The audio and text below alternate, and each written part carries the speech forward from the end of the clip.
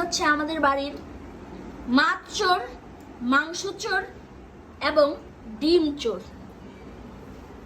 চোর চুরি করে খেয়ে বসে আছে।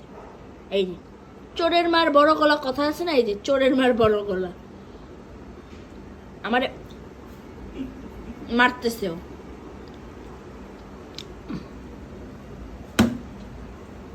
এই যে চোর, চুরি করছো, চুপচাপ থাকবা, আবার এরকম পেঁচড়াপেচড়ি করতেছো কেন?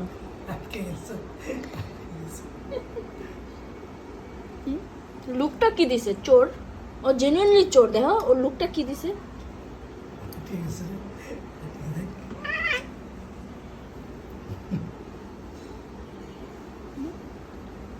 ছেলে মেয়েগুলাও তোর চোর হবে।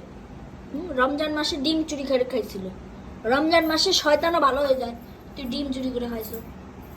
আমার একটা আচার পাঠাইতেছে। হুম হুম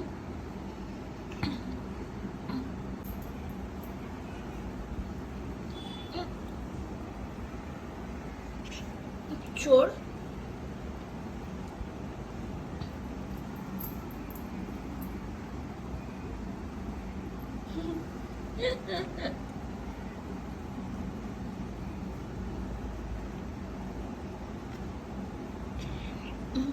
আমাদের পিপি এখন ইপটিচিং এর শিকার হচ্ছে দুই দিক থেকেই।